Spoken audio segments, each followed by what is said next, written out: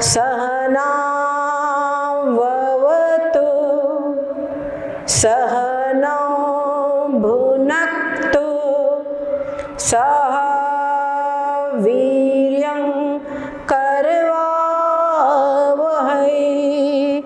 तेजस्विनावधीतमस्तु मा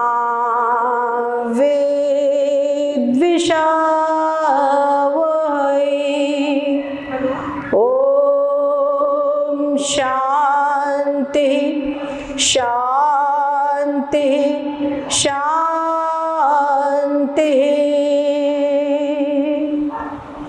गुरुर्ब्रह्मा गुरुर्विष्णु गुरुर्देवो महेश्वरा गुरुर्साक्षात् परं ब्रह्मा तस्मै श्री गुरवे नमः। ब्रह्मानन्दं परमसुखदं केवलं ज्ञानमूर्तिं द्वन्द्वातीतं गगनसदृशं तत्त्वमस्यादिलक्ष्यम् एकं नित्यं विमलमचलं सर्वधी साक्षिभूतं भावातीतं त्रिगुणरहितं सद्गुरुं तन्नमामि सद्गुरुं तन्नमामि।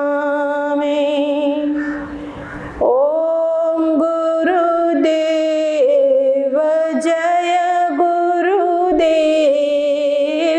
ओम गुरुदेव जय गुरुदेव।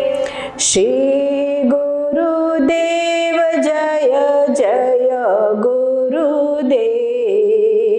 श्री गुरुदेव जय जय गुरुदेव। ओम गुरुदेव जय गुरुदेव। ओम गुरुदेव जय गुरुदेव। श्री गुरुदेव जय जय गुरुदेव। श्री गुरुदेव जय जय गुरुदेव। मंगलकारी जय गुरुदेव। मंगलकारी जय गुरुदेव। श्री गुरुदेव जय जय गुरुदेव। श्री गुरुदेव जय जय गुरुदेव। सब शुभकारी जय गुरुदेव। सब शुभकारी जय गुरुदेव। विघ्न विदारी जय गुरुदेव। विघ्न विनाशी जय गुरुदेव। सब शुभकारी जय गुरुदेव। सब शुभकारी जय गुरुदेव।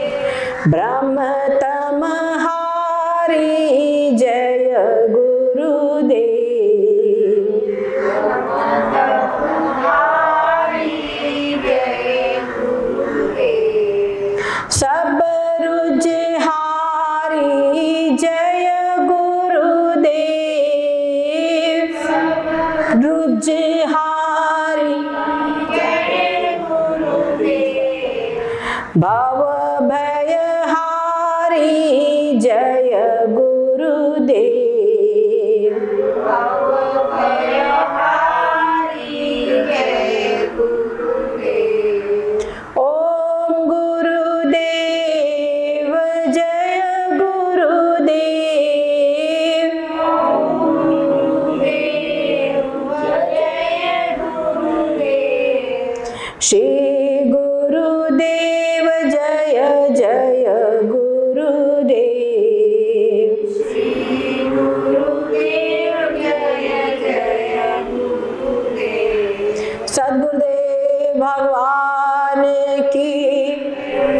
सच्चिदानंद भगवान की हरिओम।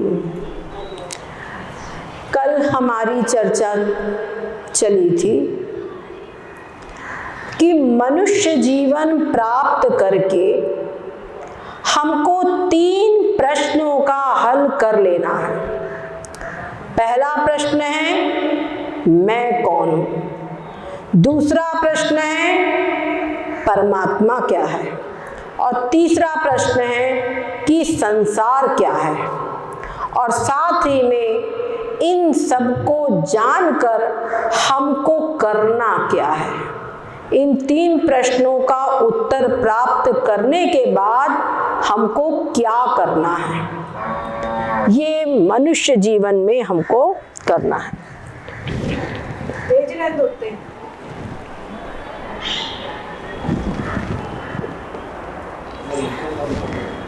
नहीं कम समझ में नहीं आ रहा क्या?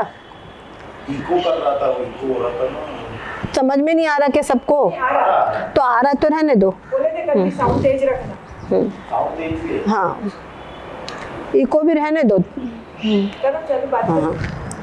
तो 3 प्रश्न हमको हल करने हैं, जिसमें से मैं कौन हूं ये कल हमने संक्षेप में समझा था। क्या समझा था? कि हम ये शरीर नहीं हैं और हम इस शरीर के जानने वाले चेतन आत्मा हैं। ये कल हमने समझा था। आज हम समझेंगे, सबसे पहले हम विचार करेंगे कि संसार क्या है।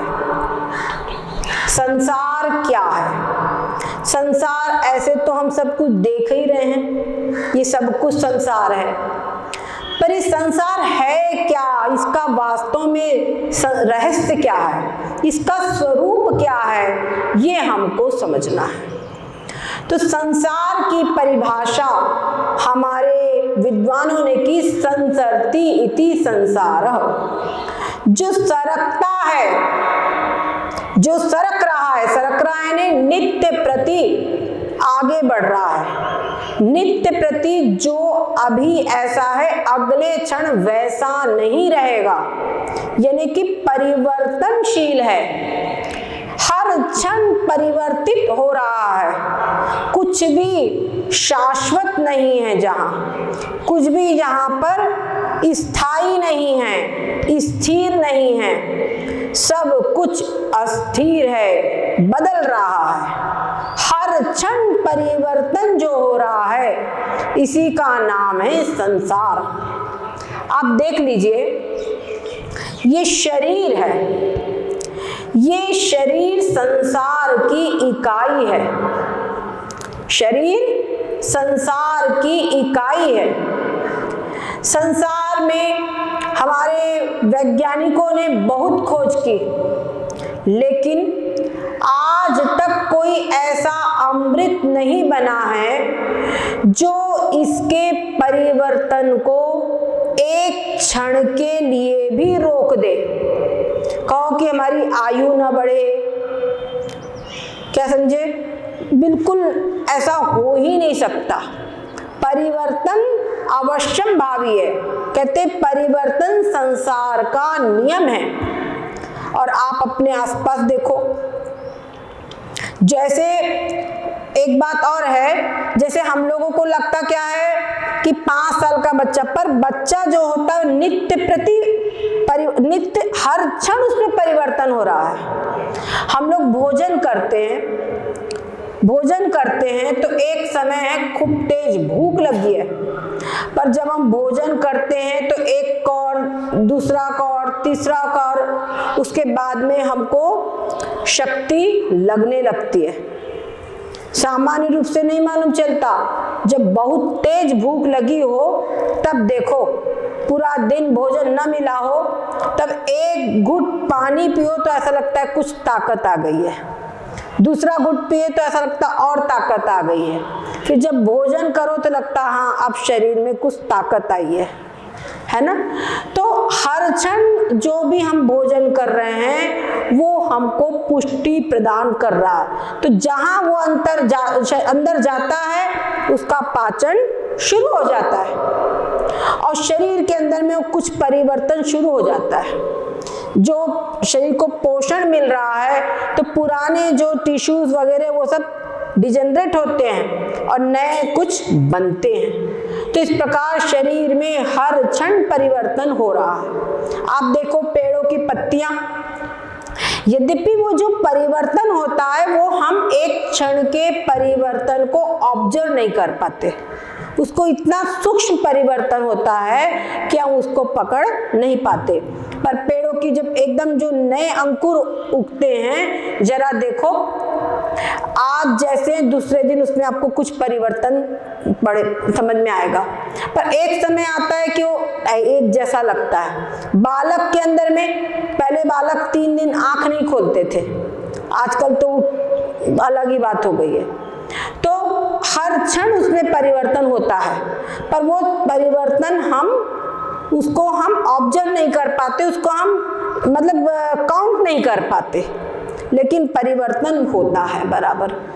तो संपूर्ण संसार में, हर चीज में, हर वस्तु में, हर व्यक्ति में, व्यक्ति के स्वभाव में और संपूर्ण प्रकृति में हर क्षण परिवर्तन हो रहा है, हर क्षण परिवर्तन हो रहा है। आप देखिए एक युग कैसा था और एक युग कैसा आ गया, है ना। हम लोग कहते हैं अरे कोई भी नहीं, देखो सब बदल गए, है ना, रिश्ते नाते मित्र कितना, लेकिन सब बदल गए। ये बदल गए का पता आपको बाद में चला, लेकिन वो परिवर्तन न जाने कब से हो रहा है और कोई चीज स्थायी नहीं है। लोग समझते बड़ा अच्छा है, पूरा शरीर सब कुछ है। अचानक कई बार ऐसा हुआ है कि कोई व्यक्ति झुका और फिर लुढ़क गया। बैठे चाय बना के लाओ, जब चाय बना के लाया पता चला वो सोफे के ऊपर में लुढ़क गए। बाथरूम में गए और पता चला वहां कुछ हो गया, बाथरूम का दरवाजा तोड़कर निकाला गया। कई ऐसी चीजें हैं, कुछ भी हम स्थायी नहीं है। कहते एवरीथिंग इज अनसर्टेन, संसार का ये नियम है, हर चीज अनिश्चित है और हर चीज परिवर्तनशील है। ये जो परिवर्तन हो रहा है, परिवर्तित हो रहा है, यही संसार है।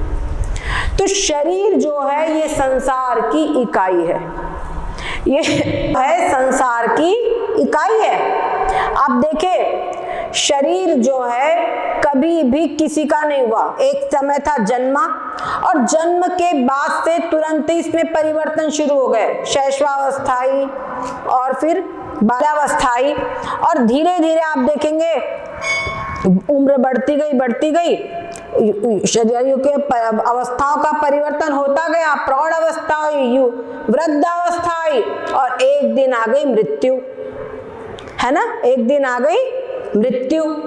तो मृत्यु आ गई, उसको कोई रोक सकता है? कोई भी नहीं रोक सकता। और किसी के भी बोले कि कोई गरीब आदमी है तो मरेगा, अमीर आदमी नहीं मरेगा, ऐसा भी नहीं है। कोई बोलेंगे अरे वो तो डॉक्टर है, उनको क्या है, पर ऐसा नहीं है, डॉक्टर है उसको भी एक दिन मरना है। हमारे यहाँ पर बहुत प्रसिद्ध है सिकंदर नाम का एक योद्धा, राजा, यूनानी राजा। वो निकला महत्वाकांक्षा से कि मुझे पूरा संसार जीतना है। बहुत उसने तोड़फोड़ मचाया, कई गरीबों को लूटा, कई देशों में आक्रमण किया, सब कुछ आक्रमण करता करता वो भारत भी आया। और एक दिन ऐसी अवस्था आई कि पूर्ण रूपेण सिकंदर, सारे डॉक्टर, हकीम, वैद्य सब हार गए। सिकंदर का शरीर रोगी हो गया और पता चल गया कि अब मरना ही है। तो सिकंदर ने अपनी अंतिम इच्छा जाहिर की कि मैं राजा हूं, क्या मेरी अंतिम इच्छा पूरी करोगे? तो उन्होंने कहा हाँ जरूर महाराज। उनके मंत्रियों ने कहा आपकी अंतिम इच्छा अवश्य पूरी करेंगे। तो क्या अंतिम इच्छा है? तो उन्होंने कहा कि जब मेरा जनाजा निकाला जाए तो जनाजे पर अर्थी को कंधा देने वाले वैद्य और हकीम, डॉक्टर सब होवे। क्या समझे? डॉक्टर, वैद्य, हकीम, ये लोग मेरी अर्थी को कंधा देवे, ताकि दुनिया जान ले कि चाहे जितना तुम डॉक्टर, वैद्य, हकीम करो, एक दिन मरना पड़ेगा जरूर। और साथ साथ में हमारी अर्थी से हमारे जो जनाजा है उसके दोनों हाथ हमारे बाहर रखे जाए, दोनों हाथ बाहर रखे जाए। क्यों? क्योंकि दुनिया देख लेवे कि सिकंदर जा रहा दुनिया से, दोनों हाथ खाली है। और जितना भी हमने आज तक लूट पाट में धन खजाना जब जमा किया है, सब सड़कों पे बिखरा दिया जाए, कि सबको समझ में आया कि धन संपत्ति किसी के साथ नहीं जाएगी। सिकंदर ने इतना सोना लूटा, इतना सोना लूटा कि उसने देखा कि सब कुछ खाली हो गया है, लेकिन अभी भी किसी के पास धन संपत्ति रह तो नहीं गई है। तो रह तो नहीं गई है, इस बात को कैसे पता लगाए? तो उसने एक चाल चली। चाल ये चली कि उसने ढिंडोरा पिटवा दिया, अगर कोई भी व्यक्ति मुझे अगर एक सोने की मुहर या कहीं से भी किसी भी प्रकार से सोना लाकर देगा तो अपनी बेटी का विवाह उसके साथ कर दूंगा और आधा राज्य दे दूंगा। एक युवक था, अपनी विधवा मां से जिद कर पड़ा, मां मेरे को कहीं से भी सोना दे, मैं सिकंदर की बेटी से विवाह करूंगा। मां ने समझाया, बेटा ये राजा की चाल है, ये राजा कोई विवाह नहीं, राजा की चाल है। पर युवा बेटा, मां मेरे को सोना दे नहीं तो मैं आत्महत्या करूंगा। मां बोली, हे भगवान अब क्या करूं? बोले, बेटा मेरे पास तो कुछ भी नहीं रहा, परंतु एक तू इतनी जिद्दी कर रहा है तो बताता हूं। जब तेरे पिता की मृत्यु हुई थी तो कब्र में उनको लिटाते समय उनके मुख में एक सोने की मुहर रखी गई थी। बस बेटा गया, बाप की कब्र खोदा और सोने की मुहर नहीं लेके गया, सिकंदर के हाथ पहुंच गया, अपना वायदा पूरा कीजिए। सिकंदर ने कहा, इसको अरेस्ट करो, पहले बताए तुझे लाया कहां से? समझे? तू उसको लाया कहां से? तो लाया कहां से उसने बता दिया सच सच। जब बताया तो सिकंदर ने जितनी कब्रें थी, अच्छा लोग अपने यहाँ कब्रों के अंदर में सोना रखते थे, तो कब्रों को खुदवा लिया और सारा सोना अपने यहाँ जमा कर लिया। इतना वो सोना का लालची था। और जब उसको ये बात समझ में आई कि सोना साथ में नहीं जाएगा, उसके बाद में अपने अनुभव के आधार पर जीवन सुधारने का उसके पास समय नहीं रह गया। समझ गए? तो बस मेरे से दूसरे लोग शिक्षा ले कि धन संपत्ति साथ में नहीं जाएगी, ऐसा सिकंदर था। पर हमारे भारत ने, हमारे वेद, हमारे शास्त्र, हमारी भगवत गीता ये पहले से बताती है कि कुछ भी साथ नहीं जाएगा। ये संसार है, ये यही रह जाएगा। संसरती इति संसार, ये संसार है। तो इतनी बात समझ लो कि एवरीथिंग इज अनसर्टेन। संसार की हर चीज अनिश्चित है और कुछ भी साथ नहीं जाएगा, कुछ भी साथ नहीं देगा। समझ गए? कुछ भी साथ नहीं देगा। यही संसार का स्वरूप है। और तीसरा प्रश्न उठता है कि परमात्मा क्या है? तो बोले परमात्मा, हमारे वेदव्यास जी ने परमात्मा क्या है इसका उत्तर बताया, जन्माद्यस्य यतः।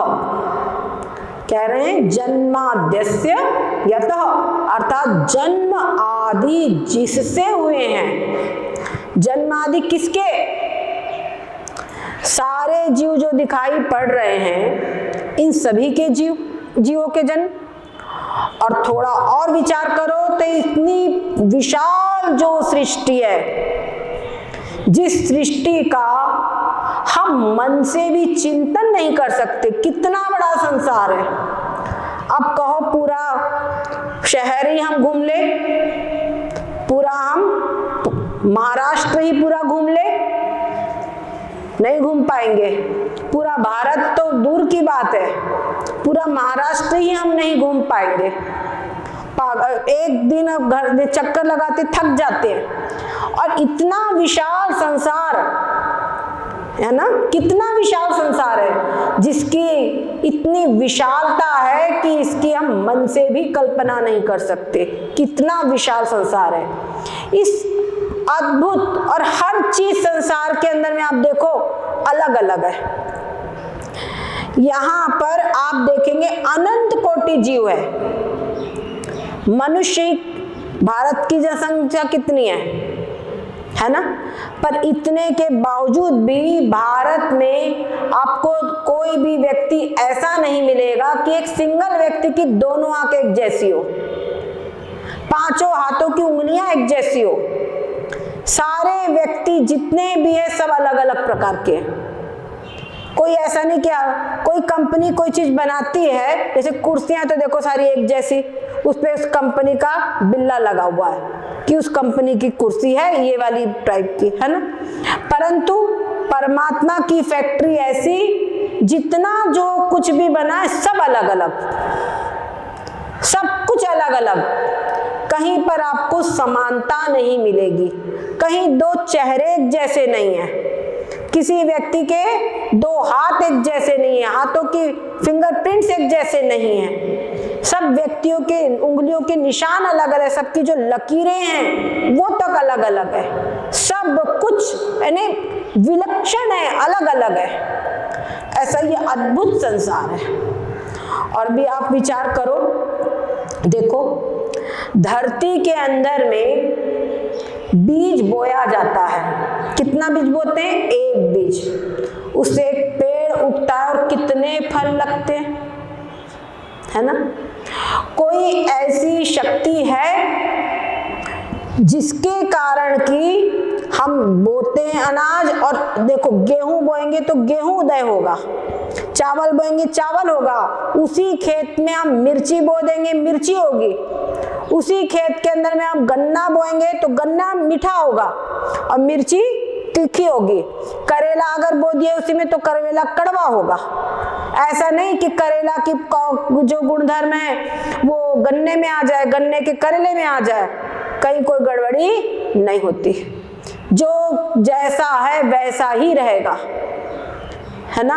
कोई भी ऐसी आज तक के मशीन नहीं बनी है जिसमें दाल चावल सब्जी रोटी डालो और रक्त बन जाए, है कोई ऐसी मशीन नहीं है, कोई ऐसी फैक्ट्री नहीं है जहां घास और ये सब भूसा वूसा डाल दो और दूध निकल आए। नकली दूध तो खूब बन रहा है, पर असली दूध कोई बना सकता है क्या? नहीं बना सकता। और जितने ये वैज्ञानिक प्रयास हो रहे हैं उसके उतने ही दुष्परिणाम हो रहे हैं। और परमात्मा की फैक्ट्री में कहीं कोई दुष्परिणाम नहीं है। नेचुरल वे से कोई जीता रहे उसकी आयु बड़ी लंबी होगी। ये मनुष्य है जो कि हर समय पर मृत्यु के कुएं खोद रहा है, खूब फसल ले ले। इसकी अगर हम देखा जाए साइकोलॉजी को अगर रीड करें तो बचपन की कहानी याद आती है। एक नाई था, उसके पास में एक मुर्गी थी। वो मुर्गी उसको रोज एक सोने का अंडा देती थी, तो रोज सोने का एक अंडा ले लेता बढ़िया। उसके मन में विचार हुआ इस मुर्गी के पेट में खूब सारे अंडे हैं, क्यों ना मैं मुर्गी को चीर लूं और एक ही दिन में सारे अंडे प्राप्त कर लूं। उसने मुर्गी का पेट काट डाला, लेकिन उसमें एक भी सोने का अंडा नहीं मिला। अब तो बस सिर पकड़ के रह गया कि हाय, जो मेरे को एक सोने का अंडा रोज मिलता था अब वो भी नहीं मिलेगा। बहुत सारे की तो बात छोड़ो, जो रोज मिलता था वो भी नहीं मिलेगा। इस प्रकार से वो सिर धुन धुन करके रह गया। आज के हमारे मनुष्यों की कुछ स्थिति ऐसी है, वो खाद डालेंगे, बोलेंगे हमको खूब सारा, इससे ज्यादा पेड़ जल्दी जल्दी लंबे हो जाएंगे, जल्दी जल्दी खूब खाद मिलेगी, बहुत सारा मिलेगा, फसल खूब ज्यादा होगी। परंतु जो ज्यादा फसल हो रही है वो सिर्फ जहर उत्पन्न हो रहा है। गैया का दूध, देशी गाय कम दूध देती है, इसको जर्सी बनाओ, जर्सी गाय ज्यादा दूध देगी। पर जर्सी गाय जो ज्यादा दूध देती है वो कैंसर जैसे भयानक रोगों को जन्म देती है कि नहीं? और आप देखिए कितने कितने रोग आज उत्पन्न हो रहे हैं। तो ये रोग सब किसके? परमात्मा के दिए हुए हैं कि मनुष्य के अपने पैदा किए हुए हैं? समझ रहे? तो मनुष्य की ऐसी जो कृति है वो सब जगह पर विनाश उत्पन्न कर रही है। पर परमात्मा की ऐसी कृति है कि जहां पर हो जो उसको अपनाएगा उसका कल्याण ही होगा। ऐसी विचित्र जो एक शक्ति है, जो ऐसी विचित्र शक्ति है, आप देखिए सूर्य है, टाइम से उदय होता है, टाइम से अस्त होता है। चंद्रमा टाइम से उदय होगा, टाइम से अस्त होगा। ग्रहण आदि हमारे जो साल भर में एक पत्रा तैयार होता है, हमारे विद्वान उसमें पहले से बता देते इतने बजकर इतने मिनट इतने सेकंड पर ग्रहण का स्पर्श होगा, इतने पर मध्य होगा, इतने पे मोक्ष होगा, है ना? और ये सब पहले से बता देते हैं। ज्योतिष विद्या इतनी और सब कुछ आप देखिए इस प्रकार से उनके यहाँ पर सब चीज का विज्ञान है। तो विज्ञान आया कहाँ से? हमारे भारत के शास्त्रों से, हमारे वेदों से। हमारे जो वेद हैं ये क्या है?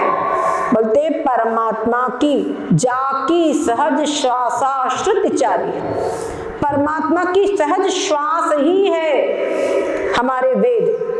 इन वेदों के अंदर में परमात्मा का रहस्य संसार को में अच्छे से सुख पूर्वक शांति पूर्वक जीवन यापन करते हुए रहना और अंत में परम कल्याण मोक्ष को प्राप्त करना, ये हम कैसे करें? ये हमारे शास्त्रों में इसका वर्णन किया गया है। इसीलिए इस चीज को हमको समझना है। और आप देखिए इतनी विशाल सृष्टि है, इसको आखिर कौन बना सकता है कोई जीव? मेरे कोई जीव ने बनाया? कोई जीव बना सकता है क्या? पर इतनी विशाल सृष्टि, देखो किसी चीज को अगर बनाना हो, जैसे माताएं रोटी बनाती है, तो रोटी बनाने की सारी प्रक्रिया उनको मालूम होना। बोले इडली बना लो, तो इडली बनाने में कौन मटेरियल लगेगा, कितनी देर भिगाया जाएगा, क्या करेंगे, सारे प्रोसेस का ज्ञान होना, है ना? कोई भी कार्य करो, कुम्हार घड़ा बनाता तो उसका पूरा नॉलेज होना हर चीज में।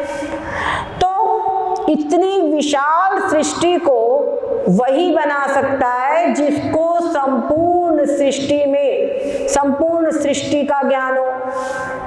संपूर्ण सृष्टि के अंदर में अनंत कोटि जीव है, तो अनंत कोटि जीवों के कर्मों का ज्ञान हो, है ना? अनंत कोटि जीवों के कर्मों का ज्ञान हो कि उनको किस समय पर किस कर्म का कितनी मात्रा में क्या फल मिलना है, ये ज्ञान हो, तभी तो संपूर्ण सृष्टि की रचना हो सकेगी। इतना ज्ञान किसको है? क्या एक जीव को है? एक जीव को अपने ही कर्मों का ज्ञान नहीं है, अगले क्षण क्या होना है इसका ही ज्ञान नहीं है। समझ गए? तो हमको कोई ऐसी शक्ति है निश्चित ही जिसने की संपूर्ण विलक्षण सृष्टि को उत्पन्न किया है, वो हमको मानना ही पड़ेगा, क्योंकि बिना बनाए कोई चीज नहीं बन सकती। जो भी चीज है तो उसका कोई ना कोई निर्माता अवश्य ही है, पक्की बात है। अब ये बिल्डिंग है तो इसका निर्माता कोई है ना? ये फूल हमको दिख रहे हैं तो इसका कोई निर्माता है? तो कहते हैं कि आखिर कौन है ऐसी शक्ति हमारे कहते हैं जिसने सूरज चांद बनाया, जिसने तारों को चमकाया, जिसने फूलों को महकाया, हम उस ईश्वर की संतान। तो ऐसी जो अचिंत्य शक्ति है वो शक्ति है परमात्मा, उन्हीं को कहते हैं भगवान, उसी को कहते हैं ब्रह्म। समझ गए? वही जो शक्ति है वही ब्रह्म है। चाहे कोई भी आप देख लो, किसी भी देश में चले जाओ, परमात्मा नाम की शक्ति हर व्यक्ति को स्वीकार करना ही पड़ेगा, चाहे वो जिस नाम से पुकार ले, कि परमात्मा ने सब कुछ बनाया है, परमात्मा से सब कुछ उत्पन्न हुआ है, ये हर व्यक्ति को स्वीकार करना ही पड़ेगा। इस प्रकार से जो एक शक्ति है वो शक्ति है परमात्मा। समझ गए? तो हमको ये परमात्मा शक्ति स्वीकार करनी ही पड़ेगी। और जो ऐसी शक्ति है उस शक्ति को जब हम अपना सर्वस्व न्योछावर करेंगे, सर्वस्व समर्पण करेंगे, तब जानो अंतःकरण की पूर्ण रूपे शुद्धि होगी। तो कल हमने आपको बताया था मैं कौन हूं, समझ गए? तो हमने क्या बताया था कि एक जो शरीर है, इस शरीर के भीतर में कोई ऐसा तत्व है जिसको कि हम आत्मा कहते हैं। वो संपूर्ण शरीर के हर अंग को कार्य करने की शक्ति प्रदान करता है और साथ ही में हर अंग की हर क्रिया को वो जानता है, हर चीज को वो जानता है। तो इसमें जो जानने वाला चेतन आत्मा है वो चेतन आत्मा मैं हूं। समझ गए? वो चेतन आत्मा मैं हूं, ये हमने समझा। तो उसके बाद में अब हम बोल रहे हैं कि परमात्मा तत्व, तो एक शरीर में ही जो वो चैतन्य तत्व विद्यमान है, वही चेतन तत्व सारे ब्रह्मांड के भीतर बाहर सब कहीं विद्यमान है। समझ गए? उसमें सब कहीं विद्यमान है। तो जो सब कहीं विद्यमान है वही चेतन तत्व, वही परमात्मा है, वही भगवान है, और वही आत्मा परमात्मा सब कुछ मिल करके उसी को कहते हैं ब्रह्म तत्व। वही तत्व है परमात्मा तत्व, एक शक्ति परमात्मा तत्व। अब इसको आप ऐसे समझ सकते हैं जैसे कि पूरा जो आकाश है, आकाश मतलब ये जो खाली भाग है ये भी आकाश है। ये आकाश पूरा का पूरा एक है, आकाश पूरा का पूरा एक है। और इस एक आकाश के अंदर में हम एक घड़ा रख दे, दो चार घड़े रख दे, कई घड़े रख दे, तो घड़े के भीतर में भी खाली भाग होगा, खाली भाग है ना। तो जो पूरा का पूरा आकाश है उसको कहा जाता है महाकाश, ठीक है। और घड़े के भीतर में जो आकाश है उसको कहा जाता है घटाकाश, घटाकाश। अब आप बताइए, घड़े के भीतर के आकाश में और बाहर जो आकाश है, उन दोनों आकाश में अंतर क्या है? कोई अंतर है? हाँ, केवल वो घड़ा रूपी उपाधि के भीतर में सीमित है और बाकी महाकाश पूरा व्याप्त है, सिर्फ इतना ही अंतर है। तो उपाधि का अंतर है, स्वरूप से कोई अंतर नहीं है। ऐसे ही गंगा जी बह रही है, आप लोग जाते हो गंगा जी स्नान करने और वहां से एक कलश में अपने घर ले आते हो जल, बोलते गंगा जी आ गई, गंगा जी ने गंगा जल आ गया। तो कोई कहेगा अरे गंगा जी में तो देखो नाव चल रही है, इतने लोग नहा रहे हैं, तुम्हारी इस पिपिया में, इस कलश में कहाँ कोई लोग नहा रहे हैं? तो उसको समझाया जाता है कि अरे बुद्धू, यहाँ पर गंगा जल और गंगा जल, वैसे वहां गंगा जल है वैसे इस कलश में गंगा जल है। जल जल की एकता है गंगा जी के किनारे और इस कलश के किनारे ये दो उपाधियों की एकता नहीं है, ये दोनों अलग अलग है। लेकिन स्वरूप से जो जल है इस कलश में, वही जल गंगा जी में है, इसलिए जल जल दोनों एक है। उसी प्रकार से जो ये एक घट है, समझ गए ना, ये एक घट है, इस घट के अंदर में जो आत्म तत्व है वही सारे ब्रह्मांड के भीतर बाहर सब कहीं व्याप्त है। समझ गए, सब कहीं व्याप्त है। वो जो भगवत तत्व, जो आत्म तत्व है, चैतन्य तत्व है, वो चैतन्य तत्व की एकता है, दोनों चीजें एक है। तो जो इस शरीर के अंदर में आत्मा है, ये शरीर में नहीं हूं, शरीर के भीतर में जो आत्मा है वो आत्मा में हूं, और ये जो आत्मा है ये आत्मा ब्रह्म है।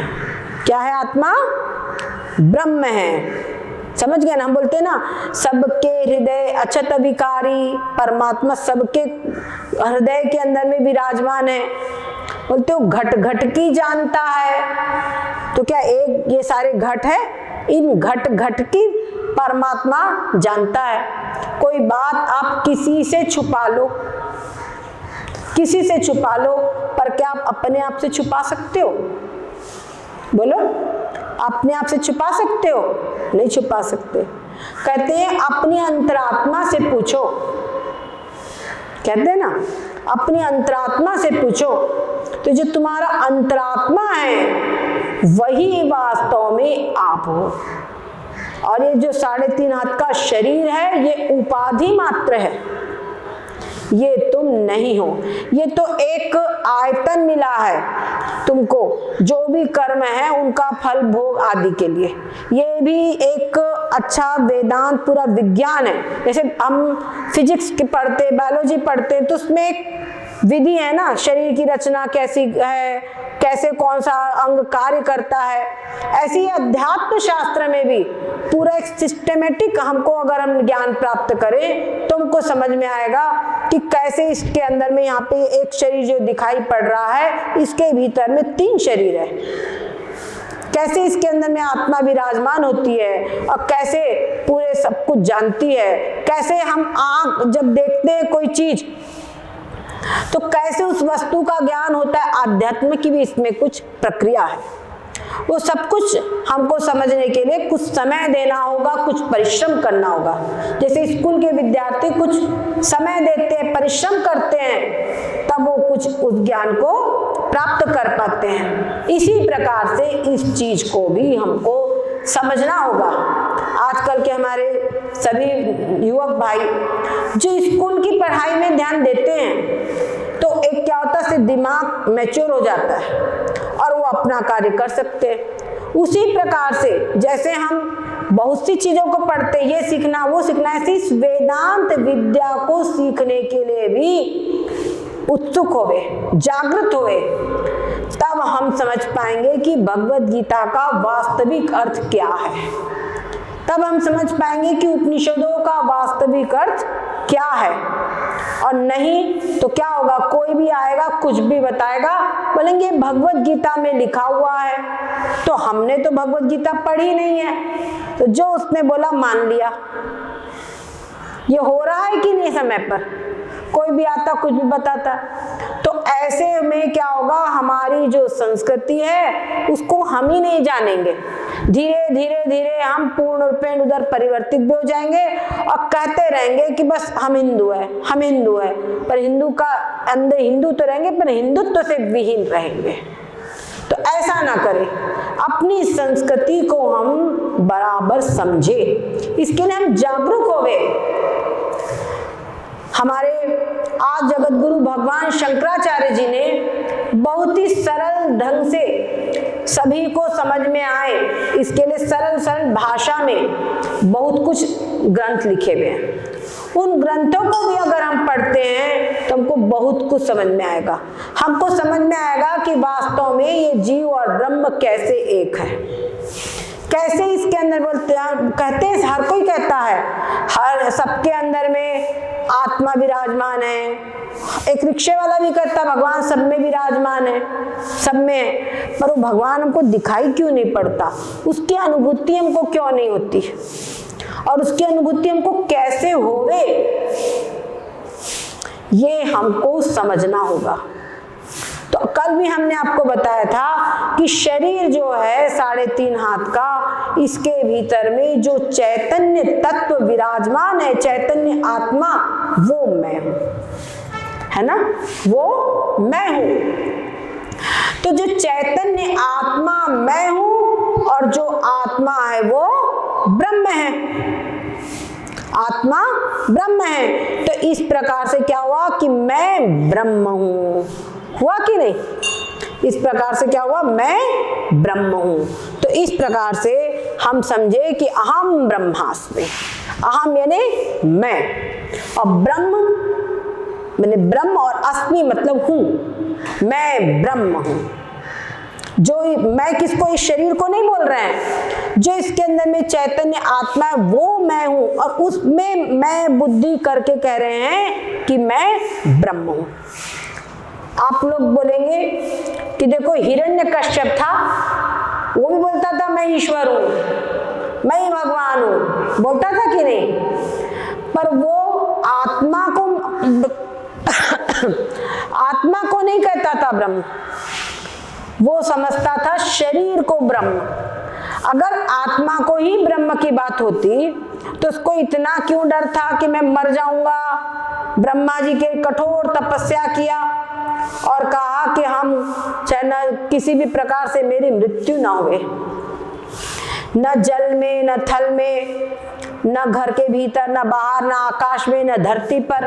कितने सारे वरदान उसने मांगा था, कितने सारे वरदान मांगा था। क्यों? कि उसको डर था कि मैं मर न जाऊं। मैं मर जाऊं यानी शरीर बना था, समझ गए ना? मैं मर जाऊं मतलब शरीर बना था। तो शरीर भाव जब है तो मृत्यु का डर है, और शरीर भाव है और जब ये है कि मैं ब्रह्म हूं तो बिल्कुल गलत है। तब वो हिरण्यकश्यप समान होगा, वो आसुरी प्रकृति हो जाएगी पूरी। भगवान श्री कृष्ण ने जगह जगह कहा कि सब कुछ मैं ही हूं, मैं ही सब कुछ करता हूं। तो भगवान श्री कृष्ण ने कैसे कहा मैं? भगवान ने मैं आत्मा हूं, तो आत्मा रूप से कहा कि सब कुछ मैं ही हूं। समझ गए? मैं ही सबके रूप में मैं ही हूं, ये भगवान ने आत्मा रूप से कहा। और हमको भी जो देखो ये सब गोल एक भूसी होती है, उसकी बड़ी विचित्र बात है। अगर उसको दूध में मिलाकर दिया जाए तो रेचक हो जाती है, और उसको दही में मिलाकर दिया जाए तो पेट बांधने वाली हो जाती है। समझ गए? अनुपान बदलता है तो उसका प्रभाव बदल जाता है। इसी प्रकार से ये अहम बुद्धि है। अहम बुद्धि शरीर में लगती है, अहम बुद्धि शरीर में लगती है तो वो फिर तुमको बारंबार भव सागर में डुबोती है, बारंबार संसार बुद्धि प्रकट करती है, संसार बुद्धि उत्पन्न करती है। मैं शरीर हूं तो ये सब मेरे हैं, ये वस्तु मेरी है, मैं और मेरा रूप से संसार को बारंबार जन्म, बारंबार मरण इस चक्कर में डालती है। और वही मैं बुद्धि अगर आत्मा में लग जाए तो वो मोक्ष प्रदान करती है। तो वो सारे जन्म मृत्यु के बंधन से, सारे कर्म बंधन से मुक्ति प्रदान कर देती है। समझ गए? तो हमको इस अहम बुद्धि का प्रयोग सही जगह करना है, ये सबसे बड़ी चीज है। एक तो व्यवहार में, और साथ साथ में थोड़ा सा इसको हम, भगवान ने कहा इस चीज को भाई हम समझे कैसे। अर्जुन ने कहा ये मन बड़ा चंचल है और मैं इसको वायु को नियंत्रित करने के जैसा कठिन मानता हूं। जो मन को नियंत्रित करना है ये वायु को नियंत्रित करने के समान दुष्कर कार्य है। इसको कैसे हम संयमित करे। अर्जुन कौन था, जरा अर्जुन की बुद्धि देखो कितनी एकाग्र थी। जिस समय पर बचपन में द्रोणाचार्य जी ने एक चिड़िया वहां पे बनाई थी और कहा था चिड़िया की आंख में निशान बनाना है, वहां पे निशाना साधना है, तो सबसे पूछा, किसी को पूरा पेड़ दिखाई दिया, किसी को टहनी दिखाई दी, किसी को चिड़िया दिखाई दी, लेकिन अर्जुन ने जब निशाना साधा तो गुरुदेव मेरे को तो सिर्फ चिड़िया की आंख दिखाई दे रही है। समझ गए? तो उसकी बुद्धि बचपन से इतनी एकाग्र थी। वो अर्जुन कह रहे हैं चंचलिंगी मना कृष्ण वायु प्रमाथि दलवत मनम, ये मन बहुत ही चलेगा, ये मन को प्रमथनशील स्वभाव वाला है, जैसे दही को मथ दिया जाता है ना, ऐसे मन को मथने वाला है। मन जो है पूरे इसको मथने वाला है, ये रोकता नहीं।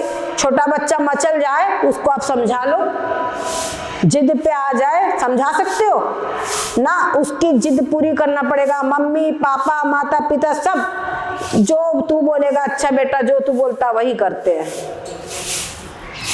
उनको मालूम है कि हम सही नहीं कर रहे, तब भी मजबूरी उसके सामने सब झुक जाते हैं। तो ऐसा प्रमथनशील स्वभाव वाला ये मन है, समझ गए? ऐसे प्रमथनशील स्वभाव वाला ये मन है। उस मन को मैं इसको रोकना, वायोरिव दुष्करः, इसका जो निग्रह है मैं वायु को निग्रह करने के समान, वायु को रोकने के समान कठिन मानता हूं। तो भगवान श्री कृष्ण ने इसका उपाय बताया। बोले निश्चित रूप से बात तुम सही कह रहे हो, लेकिन अभ्यासेन च कौन्तेय वैराग्येन च गृह्यते, अभ्यास और वैराग्य के द्वारा इस मन का निग्रह किया जा सकता है। क्या कह रहे हैं? अभ्यास और वैराग्य के द्वारा मन का निग्रह किया जा सकता है। तुमको कुछ भी समझ नहीं, तो इसमें अभ्यास, अब अभ्यास हमको क्या करना है? छोटा बच्चा होता है उसको अभ्यास कराया जाता है, तो क्या कहते हैं कि ये नाक है, ये कान है, ये पेट है, पूरे शरीर के अंगों का अभ्यास कराया जाता है। वो अभ्यास उसका पक्का हो जाता है। ये मम्मी है, ये चाची है, ये बुआ है, ये अभ्यास पक्का हो जाता है। ये मेरा घर है, ये मेरे घर का पता है। और जितना जैसे जैसे उम्र बढ़ती जाती है, सब शरीर में मैं बुद्धि और शरीर से संबंधित वस्तुओं में, व्यक्तियों में मेरापना, ये उसका मैं और मेरा बिल्कुल दृढ़ हो जाता है। ठीक इसी प्रकार से ये मैं और मेरा को छुड़ाने के लिए हमको विपरीत अभ्यास करने की आवश्यकता है। इसके लिए हमको विपरीत अभ्यास करना पड़ेगा। जैसे सिगरेट बीड़ी पीना सीखा जो होता है तो उनको स्टार्टिंग में तकलीफ होती है, लेकिन पीने की आदत जल्दी लग जाती है। और उसको छुड़ाना हो तो, व्यसन को छुड़ाना हो तो बहुत कठोर संघर्ष, बहुत पुरुषार्थ पूर्वक जब मस्तिष्क में कोई दृढ़ निश्चय होगा तब व्यसन छूट पाएगा। उसी प्रकार से देह निष्ठा रूपी व्यसन लग चुका है। इस देह निष्ठा रूपी व्यसन को छुड़ाना है और आत्मनिष्ठा रूपी जो औषधि है उसको हमको ग्रहण करना है। तो उल्टा अभ्यास, आज तक समझा कि शरीर 3.5 हाथ का शरीर मैं हूं ना, ये शरीर तो पंच महाभूतों का है। क्या समझे? शरीर पंच महाभूतों का है, आकाश, वायु, तेज, जल और पृथ्वी।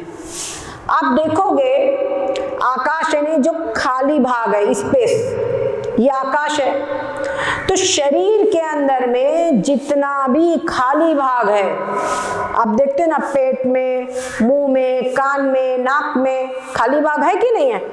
ये जो खाली भाग है ये आकाश का अंश है। और शरीर के अंदर में जितना भी वायु है, ऑक्सीजन आदि हम जो श्वास लेते हैं, ये वायु का भाग है। उसी प्रकार शरीर के अंदर में जितना भी उष्णता है, जितना तापमान है, वो क्या है? तेज यानी अग्नि तत्व है। और शरीर में जितना भी गीला भाग है, वो गीला भाग जल तत्व है। और शरीर में जितना भी कठोर भाग है, हड्डियां आदि, वो पृथ्वी तत्व है। हम लोग कहते हैं ना, डॉक्टर कहेगा कैल्शियम की कमी हो गई, मैग्नीशियम की कमी हो गई, सोडियम की कमी हो गई, तो आप देखो प्रकट रूप से ये सोडियम, पोटेशियम और जितनी भी चीजें हैं ये हमको पृथ्वी से ही प्राप्त होती है ना। और आयुर्वेद में तो सीधे स्वर्ण भस्म खिलाई जाती है, अभ्रक खिलाई जाती है, रजत अभ्रक, कितनी चीजें ऐसी खिलाई जाती है। और जो एलोपैथी, वो भी तो कैल्शियम, मैग्नीशियम, दुनिया में चीजें दे रहे हैं कि नहीं। तो ये सब चीजें शरीर के अंदर में जो कठोर भाग है, हड्डियां आदि, वो पृथ्वी का हिस्सा है। स्पष्ट रूप से समझ में आता है। अब हमको करना क्या है? हमारा घर खूब भर गया है। कैसे भर गया? दूसरे की चीजें ला ला के अपने घर में ले लिया, घर भर गया। घर को खाली करने का उपाय सीधा यही है, शांति का, सबकी चीजें सबको लौटा दो, है ना। सबकी चीजें सबको लौटा दो। तो शरीर के अंदर में जितना भी पोल भाग है वो आकाश का भाग है। अब ये चीजें हमको भावनात्मक पूर्ण रूप में एकाग्र चित्त होकर जो हम बता रहे हैं इसका आपको चिंतन करना चाहिए। शरीर के अंदर में जितना भी पोल भाग है वो आकाश का भाग है, वो आकाश को दे दो। अब भावना में आएगा कि शरीर में आकाश नहीं है, शरीर आकाश से रहित हो गया है। उसके बाद शरीर के अंदर में जितना भी वायु का भाग है वो वायु को दे दो। शरीर में जितनी गर्मी है वो तेज का भाग तेज को दे दो। शरीर में जितना भी गीला जल का भाग है वो जल को दे दो। और शरीर में जितना कठोर भाग पृथ्वी का भाग पृथ्वी को दे दो। अब देने के बाद रहा कौन? केवल मैं रह गया देने वाला। जो मैं शेष हूं वो मैं हूं आत्मा, सो हम। ये अजपा जब सो हम चल रहा है। जब श्वास भीतर जाती है तो सो और बाहर जाती है तो हम। हमारे यहाँ संस्कृत में सह का मतलब होता है वह कौन? वह आत्मा। जो कल बताया था ना, शरीर के अंदर में सारे शरीर को सत्ता स्फूर्ति प्रदान कर रही है, सारे शरीर को कार्य करने की शक्ति प्रदान कर रही है, और सारे शरीर को जो जानता है वो आत्मा। वह क्या? सह है वह। और उसके बाद में विसर्ग जो है उसका हो जाता है ओ, और अहम का जो अ है उसका ऐसा अवग्रह चिन्ह बन जाता है। ये संगीत में आप लोग देखते ना, आ के लिए चिन्ह बना रहता है, वो चिन्ह बन जाता है, अवग्रह चिन्ह तो बन जाता है सो हम।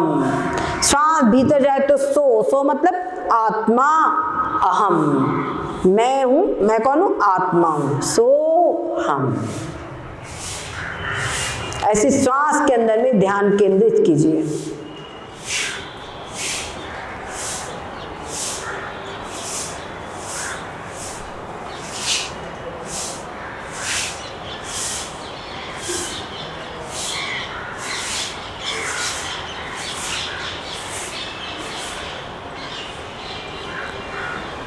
इस प्रकार से अपने जो अहमाकार वृत्ति है, जो अहम बुद्धि है, जो जन्म जन्मांतर से शरीर में लगी हुई है, उस अहम बुद्धि को आत्मा में केंद्रित करना है कि आत्मा मैं हूं बस। और ये सो हम ही अजपा जब चल रहा है, पर हमको इस पर चित्त को एकाग्र करने की आवश्यकता है। तो सो हम, इसको आप सवेरे ब्रह्म मुहूर्त में करेंगे तो बहुत ही बढ़िया है, और रात को सोते समय तो अवश्य ही करिए और इसी में सो जाइए।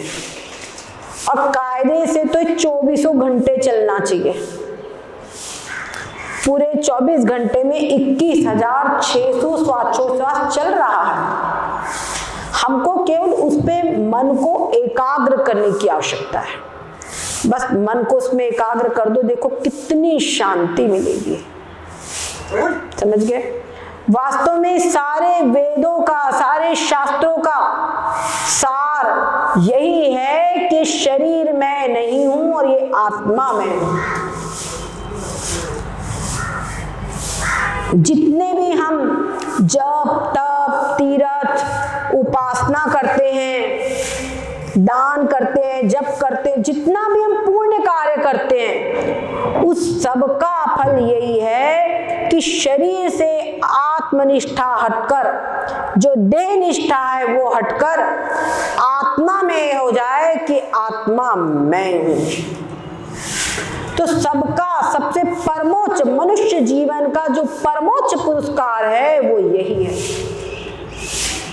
जैसे हमारे यहाँ सेना में परमवीर चक्र सबसे श्रेष्ठ पुरस्कार है, वैसे यहाँ पे इस परमात्म तत्व की प्राप्ति, ये मोक्ष की प्राप्ति, आत्म साक्षात्कार, ये सबसे श्रेष्ठ पुरस्कार है और इसको हम इस मनुष्य जीवन में ही प्राप्त कर सकते हैं।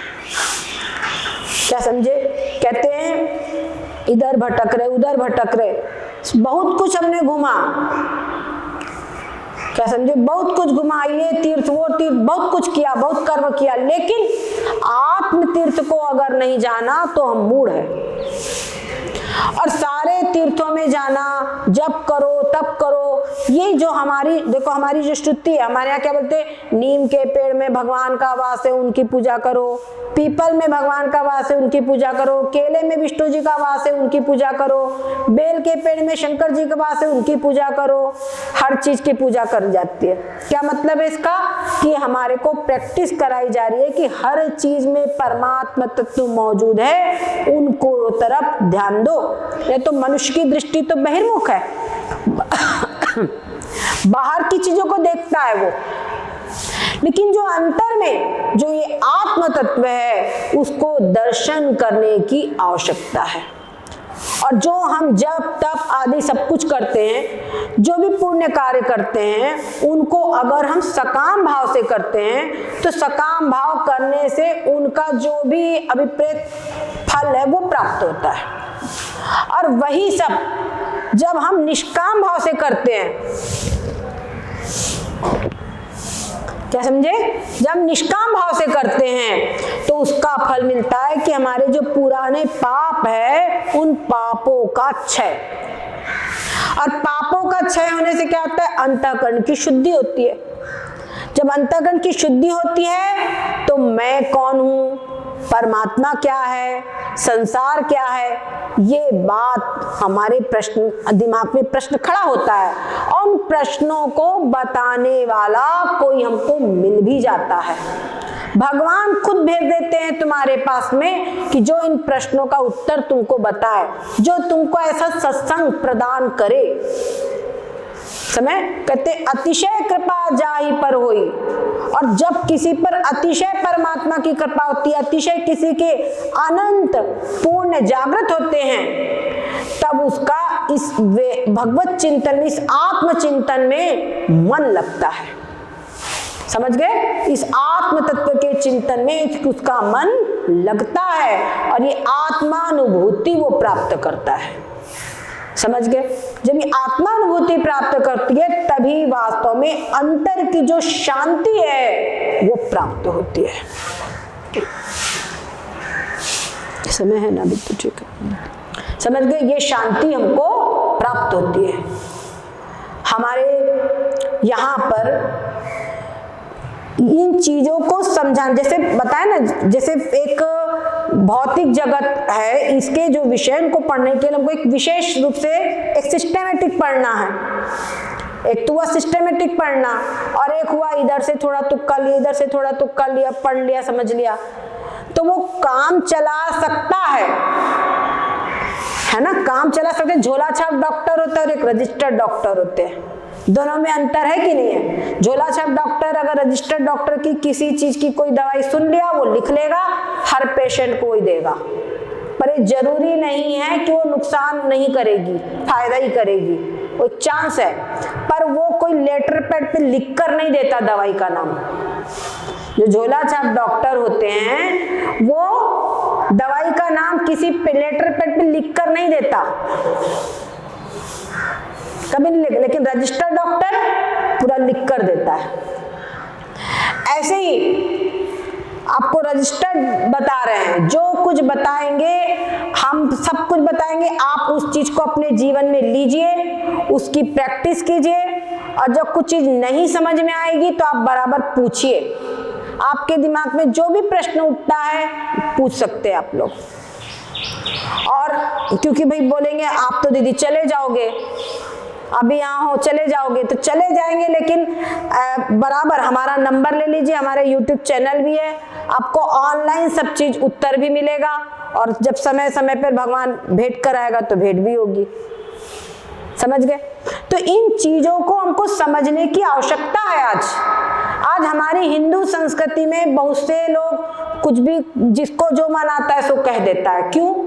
क्योंकि हम लोग अपने जो शास्त्र हैं उनको विधिवत पढ़ नहीं पा रहे हैं। हमको कोई बताने वाला नहीं मिल रहा, जो बता रहे भी तो उसमें टीकाएं इतनी ज्यादा कुछ कि जो मूल से हम हट गए हैं। समझ गए ना? तो वास्तविक तत्व से हम दूर हो गए हैं, ऐसा ना हो। बराबर आप प्रश्न पूछ सकते हैं, बराबर उनको समझ सकते हैं। बहुत से प्रश्न आपके दिमाग में खड़े होंगे, आप बोल सकते हैं जी भगवान तो सब कहीं है, जब आत्मा अभी बताया आत्मा सब कहीं है, तो ये जो मनुष्य आदि है इनके अंदर में तो चेतना है, इनको भूख लगती है, प्यास लगती है, दुख होता है, दर्द होता है, ये बोलते हैं। लेकिन ये पत्थर, इनमें भी तो आत्मा है, आखिर दीवार में भी तो आत्मा है, पर ये कहीं नहीं बोलते। इनको दुख दर्द क्यों नहीं होता? क्वेश्चन है कि नहीं है? और जब आत्मा सारे शरीरों में एक ही है, तो जैसे सब शरीर में एक ही आत्मा है, तो इस शरीर का जो सुख दुख है वो जो ये आत्मा जानती है, तो इस शरीर का सुख दुख को भी ये आत्मा ने जानना चाहिए। होता है कि नहीं प्रश्न? तो आप बोलेंगे इस प्रश्नों का उत्तर कहीं मिलेगा कि नहीं मिलेगा? हमको बिल्कुल मिलेगा, इन प्रश्नों का सबका उत्तर है, पर आवश्यकता है कि हमको सिस्टेमेटिकली उसमें समय देने की, ध्यान देने की, और ये अध्ययन भी एक साधना है। और ये अध्ययन में भी उसी का मन लगेगा, सच पूछा जाए तो जिसका मन मतलब ये शुद्ध हो। भगवान कहते हैं ना, मनुष्यानाम सहस्रेषु कश्चित् यतति सिद्धे। बहुत हजारों मनुष्य है, उनमें से कोई एक ऐसा होता है जो इस मोक्ष तत्व की प्राप्ति के लिए प्रयास करता है। और उन प्रयास करने वालों में से भी कोई एक होता है जो उस आत्म तत्व को तत्वतः जानता है। इसलिए ये तत्व बड़ा कठिन है। कहते हैं अध्यात्म मार्ग को, इस अध्यात्म तत्व के मार्ग को इस पर चलना छुरे की धार, छुरस से धारा, इसको छुरे की धार के समान कहा गया है। क्यों? आप देखेंगे जो भौतिक चीजें हैं, कोई चीज उसको ज्ञान करना तो वो स्थूल है, सामने हमको आंखों से दिखाई पड़ रही है, लेकिन फिर भी एक कोई मशीन है, उसको बनाना आदि है, भले ही वो स्थूल है, लेकिन फिर भी कोई मार्गदर्शक होना चाहिए। बिना मार्गदर्शक के कभी भी हम सफल नहीं हो सकते। और आप एक विचार करो, एक छोटा बच्चा है, स्कूल जाता है प्रारंभ में, तो उसको शिक्षक बोलता है तो बच्चा बोलेगा और बच्चा बोले क्यों बोलूं? बच्चा बोले क्यों बोलूं? तो विद्या हो पाएगी? विद्या आगे बढ़ पाएगी? नहीं बढ़ पाएगी। इसी प्रकार से यहाँ अध्यात्म विद्या में भी है। जब ये स्थूल विद्या है, वहां पर भी हमको अपने शिक्षक पर पूर्ण रूपेण विश्वास रख करके आगे बढ़ना होगा। तो इसी प्रकार से एक श्रोत्रिय ब्रह्मनिष्ठ आचार पहले हम समझ लेवे कि जिनके पास में ये तत्व है उनकी बात पर हमको पूर्ण रूप में विश्वास करके ही आगे बढ़ना होगा। और जब इस प्रकार से आगे बढ़ेंगे तो अपन बोलते हैं ना, मरने के बाद मोक्ष होगा। गलत, मरने के बाद मोक्ष होगा नहीं। मोक्ष यदि प्राप्त होगा तो इसी जीवन में जीते जी आपको जीवन मुक्ति का प्रयास करना होगा, तब आप समझेंगे कि हमको मोक्ष हुआ। मरने के बाद किसने देखा है क्या हो रहा है। और कुछ लोग समझते हैं अरे सब यही है, तो जो सुख भोग रहे वो स्वर्ग है, कुछ भोग रहे कि दुख भोग रहे तो नरक है। ऐसा अभिप्राय नहीं है मेरा। वहां पर भी स्वर्ग नरक है, और यहाँ पर तो एक लिमिटेड दुख सुख ही भोगा जा सकता है। पर किसी का बहुत पुण्य हो या बहुत पाप हो तो वो वहां पे स्वर्ग नरक में ही भोगे जाएंगे। परंतु जो हम अभी कह रहे हैं जीवन मुक्ति, जैसे अभी हमने कहा एक क्षण की हमने किया, तो एक क्षण दो क्षण कितनी शांति मिलती है, समझ गए। ये जो एक क्षण हम अपनी आत्म स्थिति में स्थित होते हैं, वो एक क्षण की जो शांति है यही मोक्ष है। अभ्यास करते करते ये जो एक क्षण है हमारा, धीरे धीरे ये क्षण बढ़ते जाएंगे, समझ गए। पर हमको आवश्यकता क्या है, इसी अभ्यास में बैठकर मन को इस तत्व में लगाने की प्रैक्टिस करना होगा। जैसे कि कई लोग आसन प्राणायाम या कोई एक्सरसाइज करते हैं, खेलते हैं, उसकी प्रैक्टिस करनी होती है। तो प्रैक्टिस करते हैं तो उनका बढ़िया हाथ जम जाता है कि नहीं। जब प्रैक्टिस करते हैं तो परफेक्ट हो जाते हैं। ठीक उसी प्रकार से मन को भी अपने आत्मा में लगाने की प्रैक्टिस करना है। इसी को भगवान ने कहा अभ्यास। बार बार कोई व्यक्ति क्रोध का अभ्यास करे, क्या समझे, तो उसका स्वभाव क्रोधी बन जाएगा। इतना ही नहीं, मनुष्य की नहीं, जानवर भी, उस जानवर को बार बार तुम चिढ़ाओ, जैसे ये बछड़ा वगैरह हैं, इनको बचपन में बार बार चिढ़ाओ, तुम इनके सींग पे चिढ़ाओ तो ये क्रोध करेंगे, बार बार तुम पे चिढ़ेंगे। थोड़े दिन के बाद में वो बैल मरकहा हो जाएगा, नहीं बार बार मारने वाला करते ना, मारकुंडी गाय, वैसे बन जाएंगे, समझ गए, वैसे बन जाएंगे। तो जैसे ये सब अभ्यास की क्या मन की वृत्तियां ही हैं, उसी प्रकार से मन को अपने आत्मा में लगाने का अभ्यास। ये हमने समझा मैं कौन हूं, ये समझ लिया। पर अब इस मैं कौन हूं जो समझा है, उसमें मन को बारंबार स्थिर करना है, बारंबार उसमें मन को स्थिर करना है। जैसे आपको उदाहरण बता रहे हैं, एक बार की बात है, एक राजा था। उस राजा का जो बालक था, बहुत छोटी अवस्था में उसको चोरी हो गया बच्चा। राजा ने अपने मंत्रियों को, सारी सेना को अलर्ट किया, भाई हमारे बच्चे को ढूंढो। बहुत ढूंढा लेकिन बच्चे समझ में नहीं आए, कुछ समझ में नहीं आया। थोड़ा सा 5-1 साल का समय बीत गया तो मंत्री की नजर पड़ी, कुछ जो नट आदि होते हैं ना, उनके बच्चे खेल रहे थे। तो उसमें एक बच्चा राजा बन गया खेल में, और कहा दूसरे बच्चे बने सिपाही, देखो हमारे राज्य में कोई गड़बड़ी तो नहीं हो रही है। 2 सिपाही पकड़ गए, महाराज इसने चोरी किया, इसको 10 कोड़े लगाओ, जेल में बंद कर दो। ऐसी खेल उसका चल रहा था। राजा के जो मंत्री थे उन्हें सोचा कि ये नटों के अंदर ये राजा बनने का संस्कार कैसे आ गया। उन्होंने राजा के जो राजकुमार थे उसकी सब अवस्था मिलाई कि अगर वो बच्चा होता तो लगभग इतना ही बड़ा होता। थोड़ा सरल सूरत ध्यान से देखा, उनको लगा हो ना हो यही राजा का पुत्र है। उन्होंने नटों को कड़ाई की, कहां से लाए बच्चा, कहां मिला, सब बताओ। धीरे धीरे ये बात क्लियर हो गई कि बच्चा ही राजकुमार है। उनसे वो बच्चा ले लिया गया, बढ़िया उस बच्चे को ला करके साफ सुथरा करके सुंदर वस्त्र पहनाया गया। उस बच्चे को बताया गया, बेटा तू इनका पुत्र नहीं है, तू राजकुमार है, तू राजा का पुत्र है। और जैसा खेल कर रहा था बच्चे के संस्कार थे ही। तो अब उस बच्चे को ये समझने में कि मैं राजकुमार हूं कितनी देर लगेगी,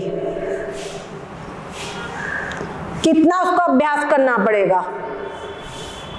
अरे बस एक आंख में से पर्दा उठ गया है ना, और मैं राजकुमार हूं ये निश्चित हो गया, तो सारी चेष्टा राजकुमार वाली हो गई। ठीक उसी प्रकार से अनंत जन्मों से ये अविद्या रूपी निद्रा चली आ रही है, जिसमें हम समझते हैं कि 3.5 हाथ का शरीर मैं हूं, 3.5 हाथ का शरीर मैं हूं, और शरीर के जन्म देने वाले ये मेरी माता पिता और सारे स्वजन संबंधी सब मेरे हैं। जो मेरे अनुकूल है, मेरे स्वजनों के अनुकूल है, वो मेरे मित्र है, और जो मेरे प्रतिकूल है, मेरे स्वजनों के प्रतिकूल है, वो मेरे शत्रु है। इस प्रकार का भाव चल रहा है मैं और मेरा का। जब कहीं कोई ब्रह्मनिष्ठ महापुरुष प्राप्त होते हैं, वो आपको ये उपदेश बताते हैं कि अरे 3.5 हाथ के शरीर तुम नहीं हो, ये तो जड़ है, ये जन्मेगा और मरेगा, न जाने कितने बार जन्मा और कितने बार मरा है। तुम इस शरीर के अंदर में रहने वाले चेतन आत्मा हो, जिसके कारण कि ये शरीर जिंदा दिखाई पड़ रहा है, और शरीर के अंदर होने वाली एक एक चेष्टा को, एक एक क्रियाकलाप को जो जान रहा है, वो चेतन आत्मा तुम हो। और शरीर का जन्म होता है, शरीर का मरण होता है, पर तुम इस जो आत्मा हो, शरीर के जन्म के पहले भी थे और मरण के बाद में भी सदा सदा रहोगे। समझ गए? सदा सदा तुम रहने वाले हो, ये बात समझ लिया। तो इसको बात को निश्चय करने में फिर देरी क्यों हो रही है? समझ रहे? इस निश्चय को, जब इसको बात को समझ लिया है, तो इस निश्चय में देरी क्यों हो रही है? इसको तुरंत समझे और तुरंत इसमें आरूढ़ होवे। देखो, जब शरीर है, ये क्या है? दुख का शरीर जो है, शरीरम रोग मंदिरम, शरीर क्या है? दुखालयम शाश्वतम, दुख का घर है और अशाश्वत है, दुख का निवास है, दुख का आवास है ये, और अशाश्वत है। और जो आत्मा है ये आनंद स्वरूप है और शाश्वत सनातन है।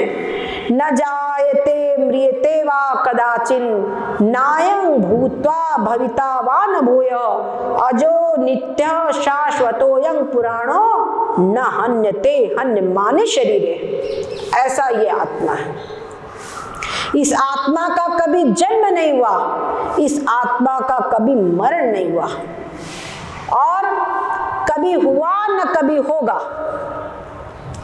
क्या समझे? न कभी इसका जन्म मरण हुआ है, न कभी होगा। और ये कैसा है? अजो नित्य, अज है, अज मतलब अजन्मा है। कोई कह सकता कि जन्म नहीं हुआ तो ये है नहीं, नहीं, अजन्मा है, लेकिन ये सदा से है, ये सदा से है, नित्य है। जैसे क्या है? नित्य है, अजो नित्य, और शाश्वत है। शाश्वत मतलब सदा सदा एक जैसा रहने वाला। ऐसा नहीं कि आज जैसे शरीर है, जन्मा, उसके बाद धीरे धीरे बड़ा हुआ, है ना? शरीर जो है जायते, अस्ति, वर्धते, विपरिणमते, अपक्षय और विनाश, इन 6 विकारों से युक्त है। शरीर का एक दिन जन्म होता है, उसके बाद में इसका चलते, हाँ बच्चा पैदा हो रहा है, चलते है, और है, उसके बाद में धीरे धीरे बढ़ता है, धीरे धीरे बढ़ता है, और बढ़ते के साथ साथ क्या होता है? इसकी अवस्थाओं में परिवर्तन हो जाता है। छोटा बच्चा पैदा होता है तब उसकी अवस्था देखो, नवजात शिशु, और धीरे धीरे बढ़ करके बालक हो गया, परिणाम हो गया, शरीर की अवस्था में परिवर्तन हो गया, विपरिणाम, उसके बाद वो कुमार हुआ, युवा हुआ और प्रौढ़ हुआ, एक दिन जर्जर होकर के अंदर में मृत्यु हो जाएगी। तो ये 6 विकार शरीर के हैं, समझ गए? ये 6 विकार शरीर के हैं, पर आत्मा में पहला जो विकार है न जायते, जो जन्म, वही विकार नहीं है। तो जो जन्मेगा उसके अंदर में आगे के विकार होंगे। आत्मा का जन्म ही नहीं है तो आगे के विकार कैसे होंगे? समझ गए? तो आत्मा समस्त विकारों से रहित है, शाश्वत सनातन है, अजो नित्य शाश्वतोयम पुराणो। पुराण मतलब इस संपूर्ण सृष्टि की जब कुछ भी रचना नहीं हुई थी, जब संपूर्ण सृष्टि की कुछ भी उत्पत्ति नहीं थी, इसका नामो निशान नहीं था, तब भी वो आत्म तत्व था, तब भी आत्म तत्व था। मैं आत्मतत्व, मैं तब भी था। समझ गए? ये आत्म तत्व के रूप में मैं तब भी था। और क्या कह रहे हैं? अजो नित्य शाश्वतोयं पुराणो और न हन्यते। बोलते रोज रोज हमको दिखता है वो मर गया, वो मर गया। तो कहते हैं जो तुमको दिखता है मर गया, मर गया, वो शरीर मरता है, ये आत्मा नहीं मरता। न हन्यते, हन्य माने शरीरे, जो मरता है वो शरीर मरता है, आत्मा का कभी नाश नहीं होता। ये बात हमको समझनी है। और यही जो चीज है, यही क्या है? आत्मा। ये आत्मा मैं हूं, और ये आत्मा मैं हूं, और आत्मा जो है ये ब्रह्म है। इस प्रकार से मैं ब्रह्म हूं, इस प्रकार से मैं ब्रह्म हूं। तो इसको ब्रह्म विज्ञान कहा जाता है। एक है ब्रह्म ज्ञान, एक है ज्ञान। ज्ञान यानी सामान्य रूप से ज्ञान, ये वस्तु ऐसी है, पर एक होता है विशेष ज्ञान। तो आत्मा का जो विशेष ज्ञान है वो ऐसा ही होगा कि आत्मा मैं हूं, ये जो ब्रह्म है ये मैं हूं, यही विशेष ज्ञान होगा। तो ये ब्रह्म ज्ञान अगर हमको प्राप्त हो गया, ये ब्रह्म विज्ञान हमको प्राप्त हो गया, सेल्फ रियलाइजेशन या आत्म साक्षात्कार, तो समझ लो ये मनुष्य जीवन प्राप्त करके हमारा सार्थक हो गया। तभी हम मनुष्य कहलाने के योग्य हैं। श्रीमद् भागवत में परीक्षित जी भयभीत थे मृत्यु से। हमारे सुखदेव जी आए, उन्होंने उनको संपूर्ण भागवत सुनाई, और भागवत में जगह जगह उनको इसी ब्रह्म ज्ञान का ही उपदेश दिया। और जिस दिन 7वां दिन था, तब का परीक्षित सावधान हो जाओ, आज 7वां दिन है। आज तुम इतनी बात समझ लो, त्वं तु राजन मरिष्येति पशु बुद्धि विमान जही। हे राजन, मैं मरूंगा, इस पशु बुद्धि को त्याग दो। पशु बुद्धि क्या है? मैं मरूंगा, यानी मैं 3.5 हाथ का शरीर हूं, मैं मरूंगा, ये बुद्धि पशु बुद्धि है। एक कुत्ता मरता तो मैं मरा, मैं मरा, और मनुष्य मरे तो नहीं मैं मरा, मैं मरा। तो दोनों की बुद्धि एक सरीकी है। तो अगर मैं मरा मतलब मैं 3.5 हाथ का शरीर हूं, मैं मरा, तो ये पशु बुद्धि है। तब तुम मनुष्य के रूप में पशु ही हो। और ये मनुष्य का जीवन अगर तुमने प्राप्त किया, मनुष्य तुम तभी हो जब तुम इसमें के 3.5 हाथ के शरीर के भीतर में जो चैतन्य आत्मा है, वो चैतन्य आत्मा मैं हूं, ये समझ लो। तो शरीर मरे तो मरे, मैं कभी भी, मुझ में कभी न में मृत्यु शंका, न में जाति भेदा, मेरे में ना कभी जन्म है, ना मृत्यु है, ना कोई जाति भेद, कुछ भी नहीं है। चिदानंद रूप शिवोहम शिवोहम।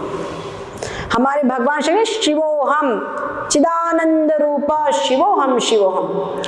तो शरीर के भीतर में जो चैतन्य आत्मा है, ये आत्मा को ही शिव तत्व कहा है। शिव जी जो भगवान शिव मंदिर में विराजमान है, जो संहार के देवता है वो शिव, उनका नाम शिव इसलिए है कि वो कल्याण स्वरूप है।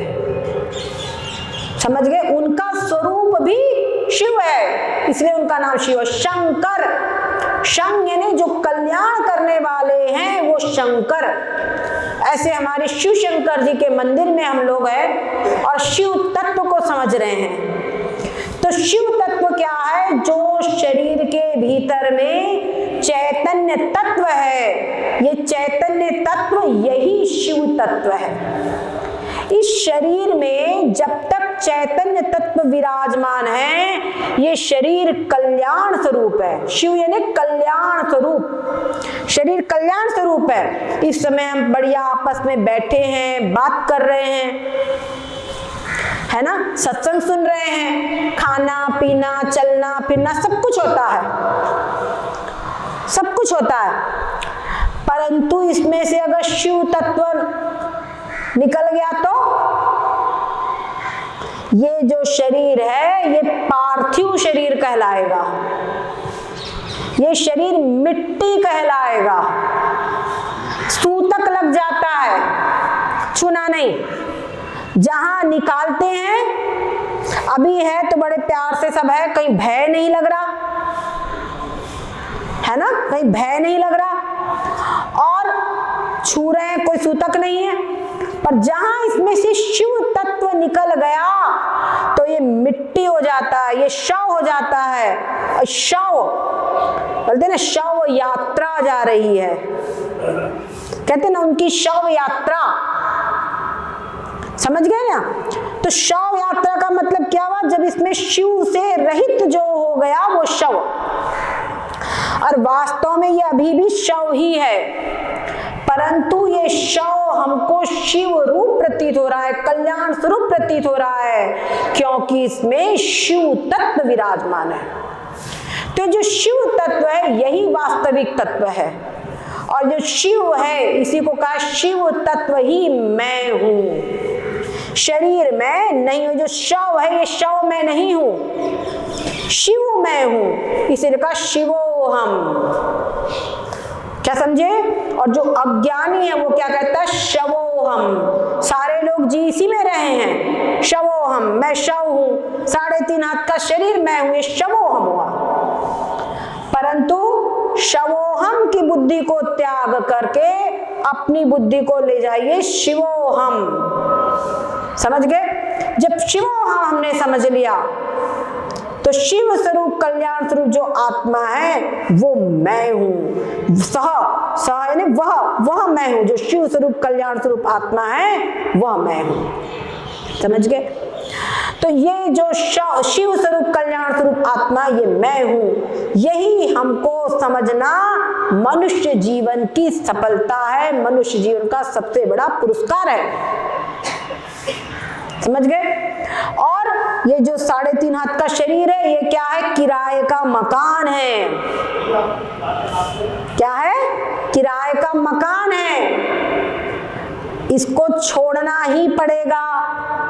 तो अपनी प्लानिंग कर लो छोड़ने की, समझ गए ना? इसको छोड़ने की प्लानिंग कर लो तो सुखपूर्वक इसको छोड़ोगे, और अगर प्लानिंग नहीं किया तो धक्के मार के बाहर निकाला जाएगा। यमदूत आकर खींचेंगे, यमदूत आकर इसमें से प्राणों को खींचेंगे, और जब खींचेंगे तो भारी कष्ट होगा। हाँ, ये मेरा सब छूट रहा है, मेरे शरीर छूट रहा है, सगे संबंधी छूट रहे हैं, मार हाई मचेगा, बहुत दुख होगा। और यदि हमने पहले ही छोड़ दिया तो शांति पूर्वक चलेंगे। समझ गए? कहते ना ऐसी करनी के चलो तू हंसता जग रोए, तो तभी हो पाएगा। है मीरा माता ने कहा वस्तु अमोलिक दी मेरे सतगुरु। तो सतगुरु ने कौन सी अमोलक वस्तु दी? ये अमोलक वस्तु क्या है? ये आत्म तत्व, ये आत्मा नाम का जो हीरा है, यही सबके अंदर में अमोलक वस्तु है। अमूल्य वस्तु है और ये सबके पास में है, बस पहचानने की आवश्यकता है। देखते जाना, समझ गए? इसको सिर्फ पहचानने की आवश्यकता है। बस इसको अगर हमने पहचान लिया तो समझ ले हम मनुष्य हैं। बड़े भाग मानुष तन पावा, सुर दुर्लभ सदग्रंथ निपावा।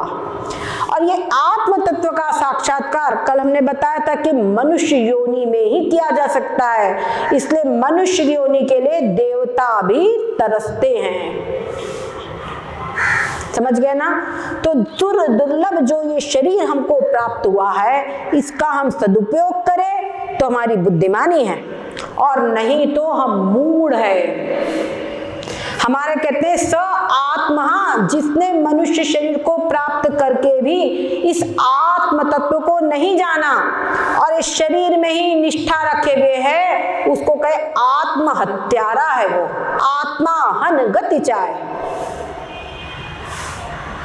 क्या समझे? आत्मान आत्म हत्यारे को जो गति प्राप्त होती है वो गति उसको प्राप्त होती है। आत्महत्यारे के लिए इतना घृणित बताया गया है कि उसके शव को भी कोई अग्नि न देवे,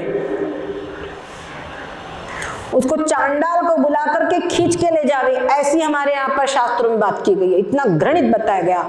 तो वो जो इस आत्म तत्व का साक्षात्कार नहीं करता है मनुष्य शरीर प्राप्त करके, वो उसी गति को प्राप्त होता है। इसलिए हमको मनुष्य शरीर प्राप्त हुआ है तो इस अमूल्य रत्न जो हमारे भीतर में है, उस रत्न को हम पहचाने। इस आत्म तत्व ही मैं हूं। जब इसको हम प्राप्त करेंगे तो क्या होगा? आनंद, आत्मानंद की प्राप्ति हमको होगी। और नहीं तो शरीर में बनाओ तो शरीर के सारे दुख सब कुछ हमको मिलते रहेंगे। समझ गए ना? वो सब हमको मिलते रहेंगे। तो आत्मा का सुख ही वास्तव में सच्चा सुख है। अन्य जितने भी सुख है वो हमको वास्तव में आत्मा के सुख उनमें प्रतीत हो रहे हैं वस्तुओं में, लेकिन है नहीं। ये प्रक्रिया हमने परसों बताई थी आप लोगों को, है ना?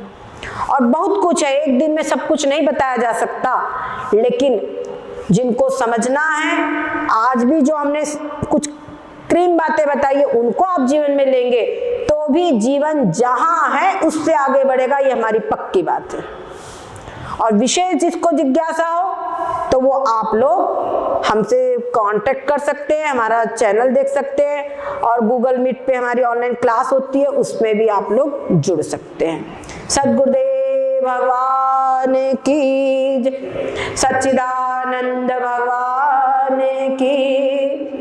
सर्वे भवन्तु सुखिनः, सर्वे सन्तु निरामया, सर्वे भद्राणि पश्यन्तु, मा कश्चित् दुःखभाग् भवेत्। ओम सभी सुखी होवे सदा, होवे सभी निरोग, सबका ही कल्याण हो, किसी को नहीं दुख भोग। ओम पूर्णमदः पूर्णमिदं पूर्णात् पूर्णमुदच्यते, पूर्णस्य पूर्णमादाय पूर्णमेवावशिष्यते।